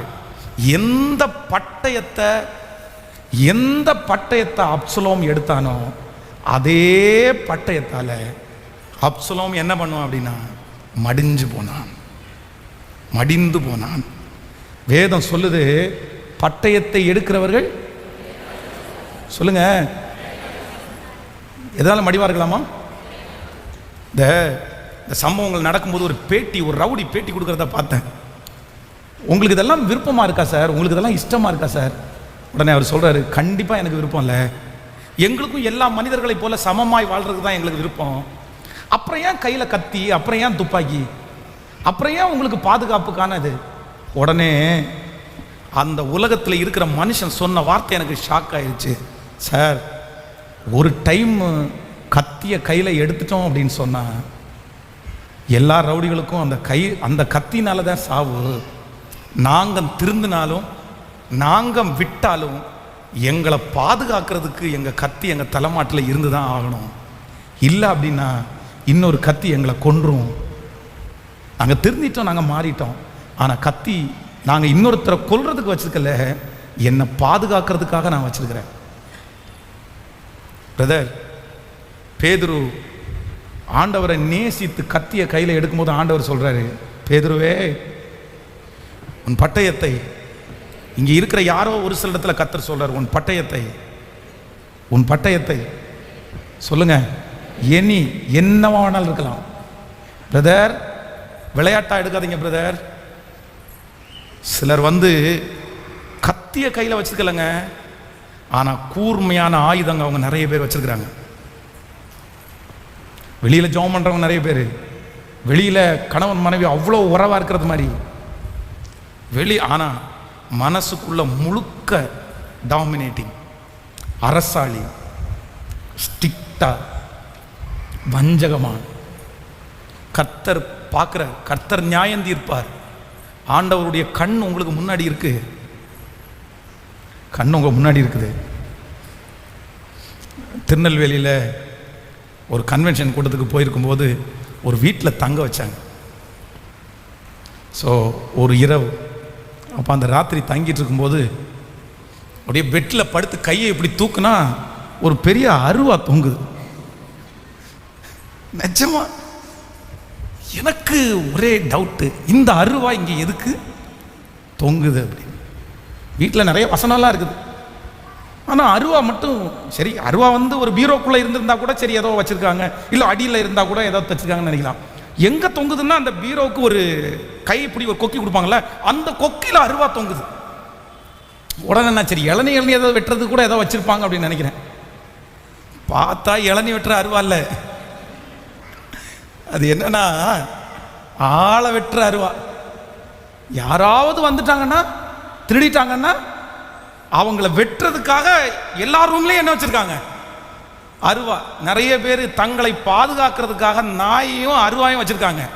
ஆனா பைபிள் என்ன சொல்லி தெரியுமா? கர்த்தர் வீட்டை காவலாகில் காவலாளர் விழித்திருக்கிறது 1008 நாய்க்கு பிஸ்கட் போட்டா படுத்து போயிடும். 2 பிஸ்கட்ல நாய் படுத்துரும். சிசிடிவி கேமராவில் ஆயில் ஊற்றினா சரியா போயிடும். வேண்டான்னு சொல்லலை, உங்களுடைய தெரிவிற்காக அறிவிற்காக நீங்கள் வைத்திருக்கிறது தவறல்ல. ஆனால் நிறைய பேருடைய ஆயுதம் இன்னைக்கு கர்த்தர் கிடையாது, பாதுகாப்பு கர்த்தர் கிடையாது. ஆண்டவர் அவங்கள பாதுகாக்க வேண்டாம். எது பாதுகாக்கும்? எனக்கு ஜபமே வரல, நான் என்னத்தை அருவா மாட்டியிருக்க வீட்டில் என்ன ஜபம் பண்ணுறதுக்கு சொல்லுங்க, நீங்கள் சொல்லுங்க. என்னப்பா என் நிலைமையை நீங்கள் கொஞ்சம் யோசிச்சு பாருங்க. அருவா வீட்டில் அருவா மாட்டியிருக்கிற வீட்டில் அற்புதத்துக்காக ஜபம் பண்ணுங்க பாஸ்டர் கெஞ்சு, எப்படி ஜபம் பண்ணுறது சொல்லுங்க? அதனால் சிலரெல்லாம் வந்து எப்படி மாற்றுறதுன்னு தெரியல. அதனால் ஆண்டவருடைய பிள்ளைகள் ரொம்ப ஜாக்கிரதையாக இருங்க. அருவா எடுக்கிற நீங்கள் அப்புறம் அருவா உங்கள் மேலே பற்ற போகுது.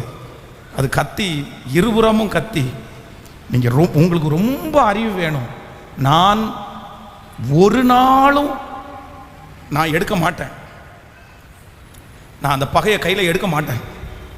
நான் ஏன் எடுக்க மாட்டேன் அப்படின்னு சொன்னால், அது எதிரியை மட்டும் அல்ல, அதுக்கு எனக்கும் என்னவா முடிஞ்சிடும் அப்படின்னு சொன்னால் ஆபத்தாக முடிஞ்சிடும். ஆமே, பக்கத்தில் கையை பிடிச்சி சொல்லுங்க, அது அவர்களை மட்டும் இல்லை, பழி வாங்குதல் உங்களையும் அழிச்சிடும். நல்லா சொல்லுங்க, உங்களையும் அழிச்சிடும். அவங்கள மட்டும் அழிக்காது. கோர்ட்டில் கேஸ் போட்டால் எத்தனை பேருக்கு செலவு?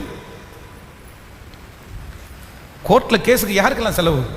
நம்ம யார் கேஸ் போடுறோமோ அவங்களுக்கு மட்டுமா செலவு? கேட்கல, அவங்களுக்கு மட்டும் செலவு கிடையாது, கேஸ் போடுற நமக்கும் செலவு தான். நம்ம வக்கீல் ஃபீஸ் கொடுக்கணுமா? இல்லை, நிறைய பேருக்கு வர மாட்டேங்குது. நம்ம வக்கீல் ஃபீஸ் கொடுக்கணுமா? கண்டிப்பாக கொடுத்தா ஆகணும். நமக்கு வக்கீல் ஒன்றும் மாமா பையனாக இருந்தாலும் அத்தை பையனாக இருந்தாலும் சும்மா என்ன பண்ண மாட்டாங்க. நிறைய பேர் சொல்லுவாங்க, எனக்கு ஒரு நல்ல வக்கீல் இருக்குது, எங்கள் மாமா பையன், எங்கள் அத்தை பையன். ஐயோ, நான் வக்கீல்களை தப்பாக சொல்லலை, கோச்சிடாதீங்க. நீங்கள் நல்லா இருக்கணும், ஆசீர்வாதமாக இருக்கணும். என்னை நேசிக்கிற வக்கீல் கூட நிறைய பேர் இருக்காங்க. உண்மையிலே நிறைய பேர் என்கிட்ட ஃபோன் பண்ணி, பாஸ்டர் உங்களுக்கு என்ன ஹெல்ப் பண்ணாலும் பண்ண. நம்ம ஆன்லைனில் அட்டன் பண்ணுற நல்ல குணம் படைச்ச நல்ல மனசில் இன்னொருத்தருடைய அநீதியை பொறுத்து கொள்ளாத வழக்காடுகிற அவங்களுக்கு அது ஒரு டியூட்டி, அதை செய்யலாம். கர்த்தர் நீதி உள்ள நியாயாதிபதி, அந்த மாதிரி நீதிபதிகளை கர்த்தர் வைக்கிறார். ஆனால் யாருமே வந்து அவங்களுடைய ஊதியம் இல்லாமல் என்ன பண்ண முடியாது. அதுவும் சிலர் எல்லாரும் இல்லை, சிலர் வந்து என்னதான் சொந்தக்காரங்களாக இருந்தாலும் அந்த பக்கத்தில் கொஞ்சம் எக்ஸ்ட்ரா காசு வந்துச்சுன்னா நீதி எந்த பக்கமாக திரும்பும் சொல்லுங்க? இல்லை, ஒரு தப்பு பண்ணவங்க நிறைய. நான் இங்கே இந்த ஜெயிலுக்கு ஒரு டைம் போனேன், கோயம்புத்தூர் ஜெயிலில் விசிட் பண்ணுறதுக்கு போனேன். போகும்போது நீங்கள் எத்தனை வருஷமா பிரதர் ஜெயிலில் இருக்கீங்க கேட்டால் நிறைய பேர் 12 வருஷம் 11 வருஷம் 21 வருஷம் கூட ஒருத்தர் இருந்தார். எனக்கு ரொம்ப ஆச்சரியமாக இருக்குது, இத்தனை வருஷமாவே உள்ளே இருக்கிறீங்க அப்படின்னு. ஆனால் இங்கே சுற்றி திடுற நிறைய ரவுடிங்க பார்த்தீங்கன்னா 7 கொலை பண்ணுறேன்றான், 7 நாள் கூட உள்ள உட்கார மாட்டேங்கிறான். அவர் சின்ன ஏதோ ஒரு தப்பு பண்ணிருக்கு, உள்ள போய் 11 வருஷமா உட்காந்துருக்கிறாரு. இவன் 7 கொலை பண்ணிட்டு ஜாலியாக வீடியோ எடுத்துட்டு கையில் கத்தியை வச்சுட்டு எப்படா இப்படியெல்லாம் வர்ற அப்படின்னு கேட்டால், அது ஒன்றும் இல்லை சார், ஆளுக்காக பணம் இருக்குது சார். சிலருக்கு பணம் இருந்துச்சு அப்படின்னா அதை சரி பண்ணிடுவாங்க. அப்போது பழி வாங்குற குணம். ஏன் நான் பழி வாங்கக்கூடாதுன்னா, நான் யாரை பழி வாங்கினாலும் அது ஒன்று, அது கர்த்தருடையதை நான் எடுக்கக்கூடாது. 2வது, அதுக்கு முடிவில்லை. 3வது, அது அவர்களை மட்டுமல்ல. சொல்லுங்க, எல்லாருமே மறக்க மாட்டீங்கல்ல பிரதர்? உங்க மனைவியை மட்டும் தாக்காது. நீங்க என்ன நினைக்கிறீங்க தெரியுமா? அவங்களுக்கு பாடம் கற்றுக் கொடுக்கணும்னு நினைக்கிறீங்க. பாடம் கற்றுக்கிறது அவங்க மட்டும் கிடையாது, கொஞ்ச நாள்ல இருந்து கற்றுக்குறீங்க. உங்களுக்கு பாடம் கிடைக்கும். 2 பக்கம். உங்க சரீரம் பாதிக்கப்பட்டா, உங்க மனைவி உங்க சரீரம், உங்க கணவன் உங்க சரீரம், நீங்களும் பாதிக்கப்படுவீர்கள். அவங்க தெரியாம செஞ்சுட்டாங்க, சரி ஓகே, தாங்கக்கூடிய பலனை கர்த்தர் உங்களுக்கு தருவார். ஆமென். தாங்கிடும் பலன் தந்தி நன்றி, தப்பி செல்ல வழி செய்தி நன்றி. தாங்கிடும் பலன் தந்தி நன்றி, தப்பி செல்ல வழி செய்தி நன்றி. நன்றி நன்றி, எல்லா நன்மைக்கு நன்றி சொல்லுவோம். நன்றி நன்றி, எல்லா நன்மைக்கு நன்றி. நடந்ததெல்லாம் நன்மைக்கு நன்மைக்கு நன்றி சொல்லி மகிழ்வேன் இன்றைக்கே. நடப்பதெல்லாம் நன்மைக்கு நன்மைக்கு நன்றி சொல்லி மகிழ்வேன் இன்றை. இப்ப கைகளை வைத்து நன்றி நன்றி, எல்லா நன்மைக்கு நன்றி. நன்றி நன்றி, எல்லா நன்மைக்கு நன்றி. ஹல்லேலூயா. ஸோ நம்பர் 4, 4வது, நம்ம பழி வாங்கிறது. ஏன் ஆண்டவருடைய பிள்ளைங்க பழி வாங்கக்கூடாதுன்னா, யாரெல்லாம் பழி வாங்குறதற்காய் கசப்பை மனதுக்குள்ளே வைக்கிறார்களோ அவர்களுக்கு என்ன ஆசீர்வாதங்கள் வந்தாலும் சமாதானம்ன்ற ஒன்று மட்டும் யாராலையுமே கொடுக்கவே முடியாது. பக்கத்தில் இருக்கிற கையை பிடிச்சி சொல்லுங்க, நீங்கள் பழி வாங்க வேண்டாம். ஏன் அப்படின்னா, நீங்கள் என்னைக்கு பழி வாங்கணும்னு நினைக்கிறீங்களோ அன்னைக்கு போகிற சமாதானம் நீங்கள் திரும்ப பெற்றுக்கொள்ளவே முடியாது. ஆமேன் சொல்லுங்க. எளிமை நிற்கலாமா? ஆனால் எப்போ சமாதானம் நமக்கு வரும் தெரியுமா? எப்போ சமாதானம் வரும் தெரியுமா? மனசார மன்னிச்சு கர்த்தர் உன்னை பார்த்துக்கட்டும்பா, கர்த்தர் உன்னை பார்த்துக்கட்டும்பா அப்படி சொல்லும் போது ஒரு சமாதானம் நமக்குள்ள வரும் பாருங்க. அந்த சமாதானம் நஷ்டத்தில் வர சமாதானமா இருக்கும். அந்த சமாதானம் நம்முடைய எல்லாவற்றையும் இழந்து கிடைக்கிற சமாதானமா இருக்கும். ஆனா அந்த சமாதானத்துக்கு எல்லையே இருக்காது. ஹல்லேலூயா. நான் சொல்றது எத்தனை பேருக்கு புரியுது? கைகளை உயர்த்தி ஆமேன். நீங்க விட்டு கொடுக்கும்போது பணமும் சேர்ந்து போயிடும், விட்டு கொடுக்கும்போது நம்முடைய மான மரியாதையும் சேர்ந்து போயிடும். ஆனா ஒரு சமாதானம் உள்ள வரும். நீங்க எத்தனை பேர் அதை அனுபவிச்சிருக்கீங்கன்னு தெரியல. ஒரு சமாதானம் உள்ள வரும், ஒரு சமாதானம். அந்த சமாதானம் அது தேவன் கொடுக்கிற சமாதானம். அப்ப அந்த சமாதானம் வரும்போது உங்களுக்கு என்ன தோணும் தெரியுமா? பணமும் வேண்டாம், இவன் கொடுத்த மரியாதையும் வேண்டாம். இந்த சமாதானத்துக்கு ஈக்குவலா இந்த உலகத்துல வேற எதுவுமே இல்லடா. நான் நம்புறேன் அந்த சமாதானம் உங்கள் ஒவ்வொருத்தருடைய இருதயத்தையும் ஆளுகை செய்வதற்கு கர்த்தர் உங்களை ஆச்சரியமாய் வழிநடத்துவாராக. இப்ப சொல்லுங்க, எத்தையுமே பழி வாங்குறதல் எனக்குரியது. மேனேஜரை, ஓனரை, லீடரை, ஹலோ சொல்லுங்க.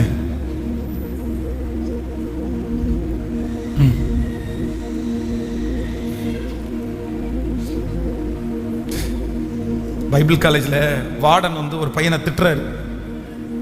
அமைதியா நின்னா, பரவாயில்லையடா நீ அமைதியா நிற்கிறியடா அப்படின்னு கேட்டேன். அப்படியா, சண்டே பாருங்க, ஞாயிற்றுக்கிழமை. இவர் யாருன்னா, இவன் தான் பிஎஸ் சிஸ்டம் ஆப்ரேட் பண்றவன், மைக் ஆப்ரேட் பண்றவன் அவன் தான். ஞாயிற்றுக்கிழமை பாருங்க என்னடா இவன் சொல்றான் அப்படின்னு கேட்டா, பாடுவார்ல சவுண்ட் நான் வைப்பேன். இப்ப கத்துறாரு, அவர் கத்தட்டும். நான் எங்க பாத்துக்கிறேன்னா, அவர் பாடும்போது நான் மைக்கில் பாத்துக்கிறேன், நான் மைக்கில் பாத்துக்கிறேன். என்னடா, நம்ம நிறைய பேர் அப்படிதான் பார்க்குறேன். நான் எங்கே ஒன்று பேசணும்னு எனக்கு தெரியும். இந்த மனசு யார்கிட்ட இருந்தாலும் இன்றைக்கு சிலுவையில் வைத்து நான் நம்புறேன் உங்கள் ஆயுசு நாட்கள் நீடித்திருக்கும், நீங்கள் சுகமாய் வாழ்வீர்கள். நான் உண்மையிலே இந்த செய்தியை ப்ரிப்ரேஷன் பண்ணும்போது ஆண்டவருடைய சமூகத்தில் ரொம்ப ஜெபிச்சது என்ன அப்படின்னா, ஆண்டவரே இந்த ஊழியத்தில் எத்தனையோ பேர் எனக்கு விரோதமாய் எழும்பி இருக்கிறாரு, ஆனால் இதுவரைக்கும் யாருக்கும் விரோதமாய் பழி தீர்க்கணும்னு என் மனசு நினைச்சதே இல்லை. யாரையும் காட்டி கொடுக்கணும், சொல்லி கொடுக்கணும் அப்படின்னு நினைச்சதே இல்லை. ஆனால் மரணம் வரைக்கும் எனக்கு ஒரு கிருபை மட்டும் கொடுங்க ஆண்டவரே. ஒரே ஒரு கிருபை மட்டும் கொடுங்க. எத்தனை பேர் இனி எழும்பினாலும் என் மனசு யாரையும் பழி வாங்கணும்னு மட்டும் கூட என்ன பண்ணக்கூடாதுங்க நினைக்கவே.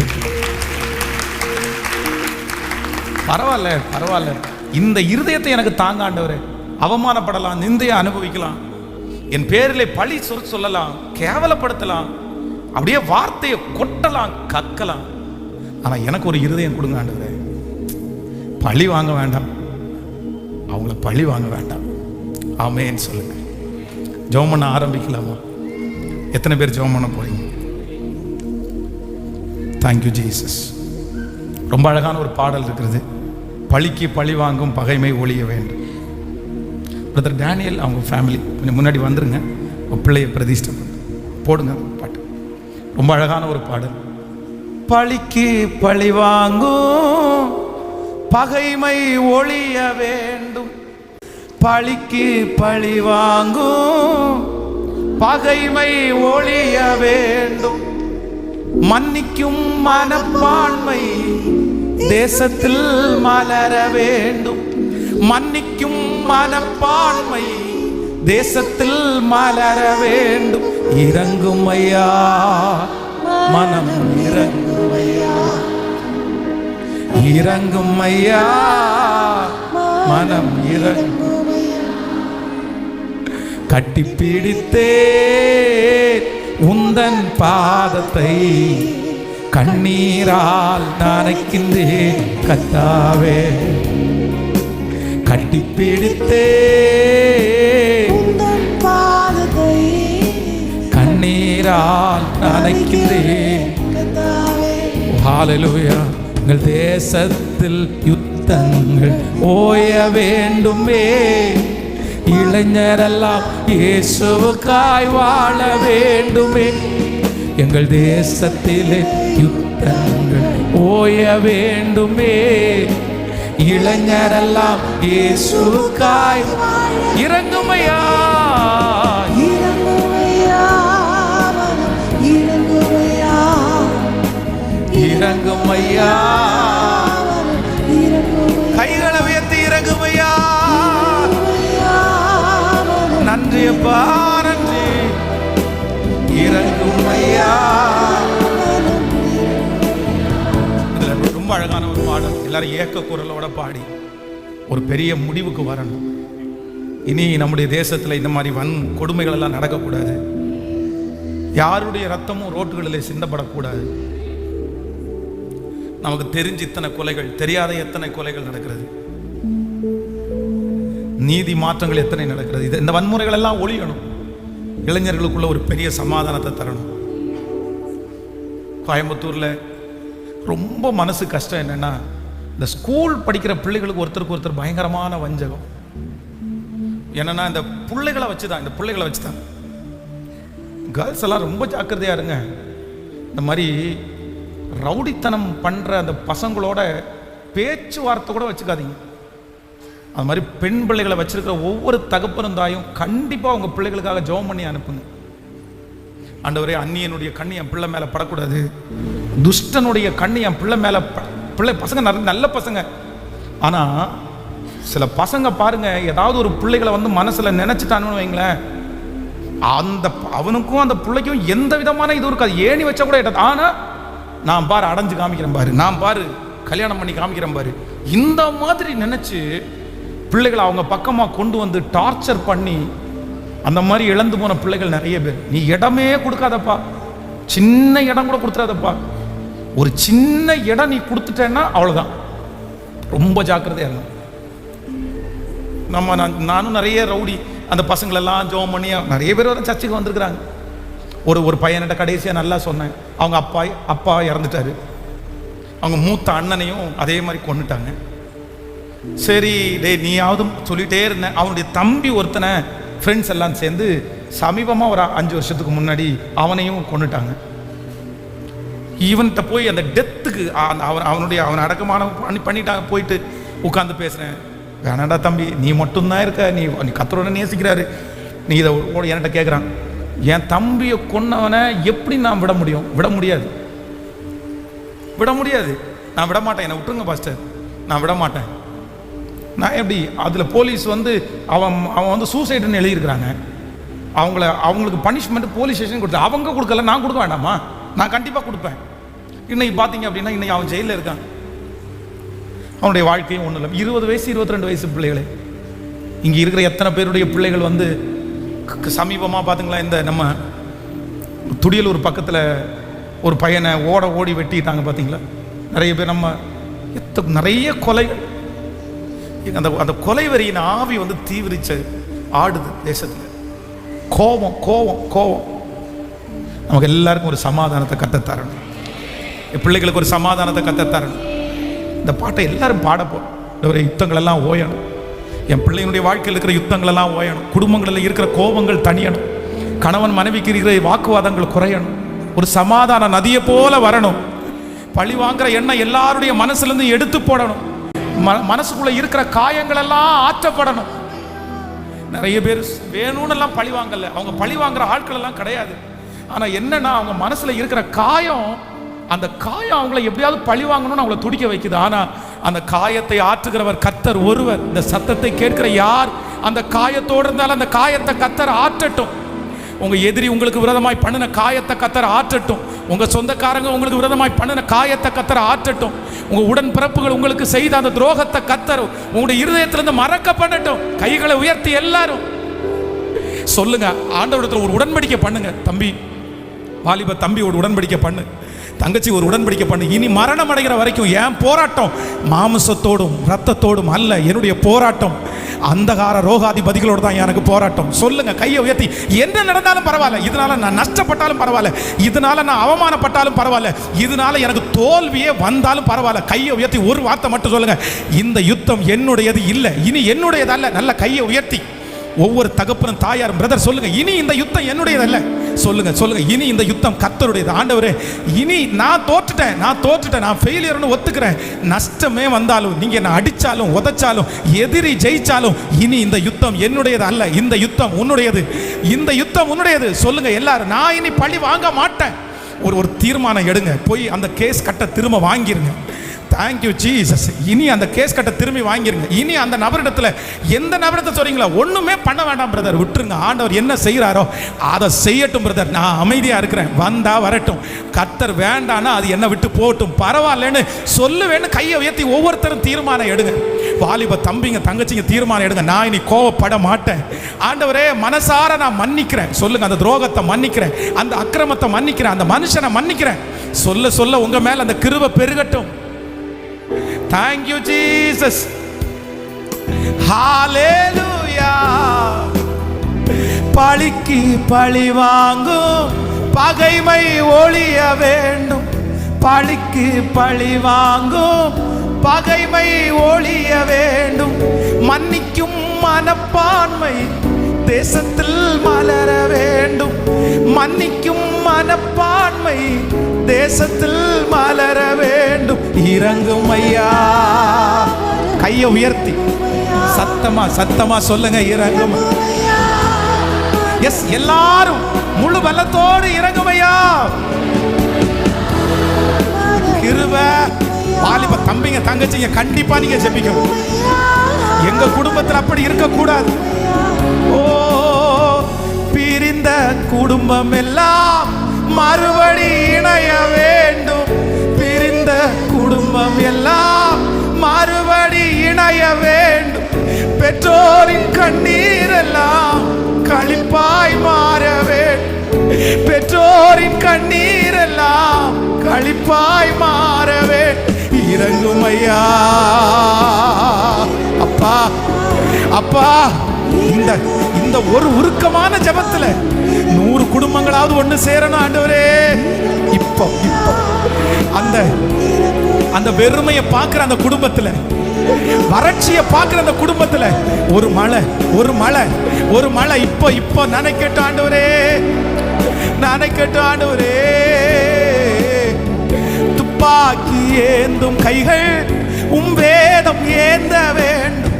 துப்பாக்கி ஏந்தும் கைகள் வேதம் ஏந்த வேண்டும். தப்பாமல் விருப்பம் எப்போதும் செய்ய வேண்டும், தப்பாமல் உம் விருப்பம் எப்போதும் செய்ய வேண்டும். இறங்கும் ஐயா. ஃப்ரெண்ட்ஸோட சுத்திட்டு இருக்கிற அந்த தம்பியை ரட்சிங்க. அந்த மகனை இப்ப தொடுங்கப்பா. எந்த தாய் கதறுகிறார்களோ, எந்த தகப்பன் கதறுகிறாரோ, இப்ப அந்த பையன் எங்கிருந்தாலும் ஒரே நாளில் 10 மணி நேரத்துக்குள்ள சவுல பவுலாய் மாற்றின கர்த்தர், சவுல பவுலாய் மாற்றின கர்த்தர் அந்த பையனை ஒரு பவுலாய் மாற்றுங்க. அந்த சவுல ஒரு பவுலாய் மாற்றுங்க. அந்த பிடியிலிருந்து அந்த வாலிப தம்பி மீட்கப்படட்டும், அந்த தங்கச்சி மீட்கப்படட்டும். இறங்கும் மனம் இறங்கும் ஐயா. வீடுகள் இழந்தவர்கள், இடங்களை பெயர்ந்தவர்கள், வீடு இழந்தவர்கள், இடங்கள் பெயர்ந்தவர்கள் மறுவாழ்வு பெற வேண்டும், மகிழ்ச்சியால் நிரம்ப வேண்டும். மறுவாழ்வு பெற வேண்டும், மகிழ்ச்சியால் நிரம்ப வேண்டும். இறங்கும் ஐயா. சத்தமா இதை ஜெபிக்கிறவங்க மட்டும் இந்த வார்த்தையை சொல்லிட்டே இருக்கு. வயதான அம்மாங்கள்லாம் இந்த கர்த்தர் இந்த ஜெபத்தில் ஒரு அற்புதத்தை கட்டளையிட, அந்த குடும்பங்கள், பிள்ளைகளுடைய குடும்பம் இணைய போகிறது ஒன்றாய். ஹல்லேலூயா. பழிக்கு பழி வாங்கும் பகைமை ஒழியவே, பழிக்கு பழி வாங்கும் பகைமை ஒழியவே, மன்னிக்கும் மனப்பான்மை தேசத்தில் மலர வேண்டும். இயேசுப்பா இறங்கும் ஐயா. எஸ், வாலிப தம்பிங்க கதறுங்க, தங்கச்சிங்க கதறுங்க. ஆமென் ஆமென் ஆமென் ஆமென். இறங்கும். எல்லாரும் அழுது நம்ம ஜெபிக்க போறோம், அழுது ஜெபிக்க போறோம். கோயம்புத்தூர் பட்டணம், இன்னும் இந்த சத்தத்தை கேட்டுக்கொண்டிருக்கிற பிள்ளைங்க ஒவ்வொரு பட்டணங்கள் தேசங்களில் இருக்கிறாங்க. இங்க இருக்கிறவங்களுடைய நிறைய பேருடைய பசங்க கூட கஞ்சா குடிச்சிட்டு, சிகரெட் அடிச்சுட்டு, தண்ணி அடிச்சுட்டு, ஊதாரியா ரோட்ல எல்லாம் என் பையன் திரியிறான் பாஸ்டர். என் பையன் நல்லவனாவே இல்லை. என் பையன் ரவுடிகள் கூட்டத்தில் போய் சேர்ந்துட்டான் பாஸ்டர். என் பையன் இப்பதான் போலீஸ் ஸ்டேஷன்ல இருந்து வந்தான். என் பொண்ணு இப்படி போய் சேர்ந்துருச்சு. யாராவது ஒரு அம்மா அப்பா வருத்தத்தோட வந்திருக்கலாம். ஆனா நான் நம்புறேன், சவுல பவுலாய் மாத்துறதுக்கு ஆண்டவருக்கு ரொம்ப நேரம் பிடிக்கல. ஒரு 10 மணி நேரத்துக்குள்ளேயே கர்த்தர் அவ்வளவு பெரிய சவுல பவுலாய் கர்த்தர் மாத்தினார். ஆமென். ஸோ எல்லாரும் ஒரு ஜபமாய், வாலிப தம்பிங்க எல்லாம், இன்னைக்கு நீ வந்திருக்கப்பா, நீ சர்ச்சில் இருக்கப்பா, பெரிய லக்கிப்பா. உன்ன மாதிரி ஆசீர்வதிக்கப்பட்டவன் வேற யாருமே இல்லைப்பா. எனக்கு ரொம்ப பெருமையா இருக்கு, நீ சர்ச்சில் வந்து உட்கார்றது எனக்கு ஆசீர்வாதமா இருக்கு, சந்தோஷமா இருக்குது. ஆண்டவர் எவ்வளவு நல்லவர் பாரு. உன் குடும்பத்திலிருந்து ஆண்டவர் உன்னை வேறு பிரிச்சு அழகாய் கொண்டு வந்திருக்கு. இந்த தேசத்துல இப்போதைக்கு தமிழ்நாட்டில் நிறைய கஞ்சா, எங்க பார்த்தாலும் கஞ்சா விற்பனை ஆயிட்டே இருக்கு. அதிகமா இந்த கஞ்சாவை குடிச்சா என்ன பண்றான்னே அவனுக்கு தெரியல, என்ன செய்யறதுன்னே தெரியல. அவனுக்குள்ள ஒரு வெறித்தனம் வந்துருது. நான் நம்புறேன், இந்த ஒரே ஒரு பாட்டை பாடிட்டே இருக்கும்போது வாலிப தம்பிங்க கதறி ஜெபம் பண்ணுங்க. இந்த கோயம்புத்தூர்ல இருக்கிற வாலிபர்களுக்காக ஜெபிங்க, தமிழ்நாட்டில் இருக்கிற வாலிபர்களுக்காக ஜெபிங்க, இந்த தேசத்தில் இருக்கிற வாலிபர்களுக்காக ஜெபிங்க. பிரிந்த குடும்பம் எல்லாம் ஒன்று சேரணும். இந்த ஒரே பாட்டு குறைஞ்சது ஒரு 100 குடும்பத்தை ஒன்னா சேர்க்கணும். ஆமே. ஸோ குழந்தை பாக்கியத்துக்காக எத்தனையோ குழந்தைகளை நம்ம இங்கே பிரதிஷ்டை பண்ணுறோம், சாட்சி சொல்கிறோம்ல. ஒரு நாள் இங்கே வாசிக்கணும். இந்த மாதிரி ஒரு ஆராதனையில் நீங்கள் ஒரு பாட்டு பாடி ஜெபம் பண்ணீங்க, என் குடும்பம் இன்னைக்கு ஒன்று சேர்ந்துருக்குது, நாங்கள் 2 பேரும் கணவன் மனைவி, என் பிள்ளையினுடைய குடும்பம் ஒன்று சேர்ந்துச்சு. கர்த்தர் எல்லாரையும் கர்த்தர் அப்படி மாற்றணும். இப்போ உங்கள் குடும்பத்தில் இருக்கிற சலசலப்புகளை மாற்றணும். அந்த சமாதான குறைவுகளை எல்லாம் கர்த்தர் எடுத்து போடணும். கணவன் மனைவிக்குள்ள ஒரு பெரிய ஐக்கியம், ஒரு பெரிய ஒற்றுமையை கர்த்தர் உங்களுக்கு தரணும். ஒரு பெரிய சமாதானத்தை அப்படியே மன்னிச்சிருங்க, மன்னிச்சிருங்க பிரதர், மன்னிச்சிருங்க சிஸ்டர். பரவாயில்ல, அவங்கள போய் பழி வாங்கி நம்ம என்ன பிரதர் பண்ண போகிறோம், என்ன சிஸ்டர் பண்ண போகிறோம்? என்னதான் இருந்தாலும் அது ஒரு உயிர், என்னதான் இருந்தாலும் உங்களுக்கு மனைவி கணவன், என்னதான் இருந்தாலும் உங்கள் ரத்த சம்பந்தமான, சரி பரவாயில்ல, அவங்க அப்படி பண்ணிட்டாங்கன்றதுக்காக நீங்கள் ஒன்றும் குறைஞ்சு போகலையே. கர்த்தர் நல்லா தானே வச்சிருக்கிறாரு, நீங்கள் ஏன் அப்போ பழி வாங்கணும்? பரவாயில்ல, அது ஒரு நன்மைக்காக தான் கர்த்தர் வச்சிருக்காரு. அதனால எதையும் யோசிக்காதீங்க, எதையும் யோசிக்காதீங்க. உங்கள் காயம் ரொம்ப பெருசு பெருசு பெருசு. பட் ஆண்டவர் உங்களுக்கு ஒரு நல்ல இருதயத்தை கர்த்தர் தருவாராக. ஆண்டவர் பழி வாங்கணும்னு நினச்சிருந்தா நான் எத்தனை பேரை கொண்டிருக்க முடியும்? ஆனால் கிருபையா இருந்தாரே. பாடலாமா இந்த பாட்டை? அப்படியே பாடி நம்ம முடிக்க போறோம். ஹல்லேலூயா. பிரிந்த குடும்பம் எல்லாம் மறுபடி இணைய வேண்டும், பிரிந்த குடும்பம் எல்லாம் மறுபடி இணைய வேண்டும், பெற்றோரின் கண்ணீர் எல்லாம்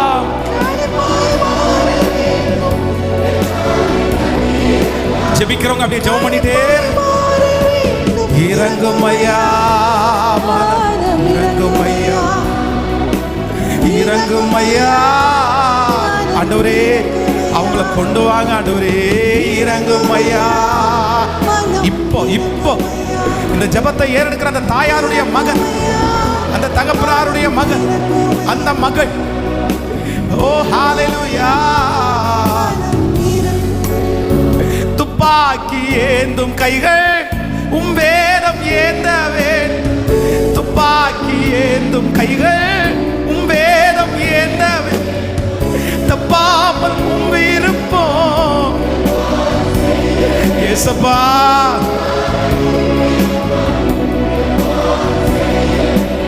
இறங்கும் ஐயா. வாலிப தம்பிங்க சத்தமா ஜெபம் பண்ணுங்க. இந்த உலகத்துல இருக்கிற வாலிபர்களுக்காக ஜெபம் பண்ணுங்க. எஸ், வன்முறையில ஈடுபடுகிற வாலிபர்களுக்காக ஜெபம் பண்ணுங்க. வன்முறையில ஈடுபடுத்தப்படுகிற பிள்ளைகளுக்காக ஜெபம் பண்ணுங்க.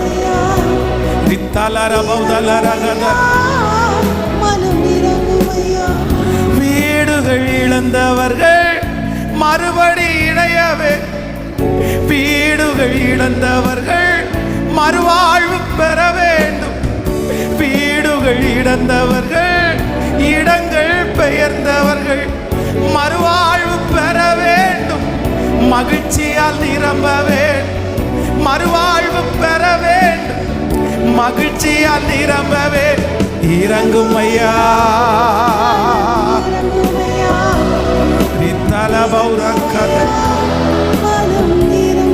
நன்றியப்பா, நன்றியப்பா, நன்றி.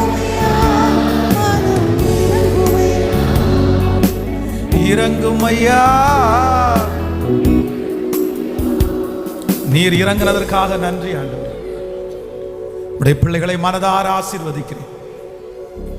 ஆன்லைன்ல இந்த சத்தத்தை கேட்கிற பிள்ளைகளை மனதார ஆசீர்வதிக்கிறேன். உங்க கிருபை உங்க பிள்ளைகளை முழுவதுமாய் ஆளுகை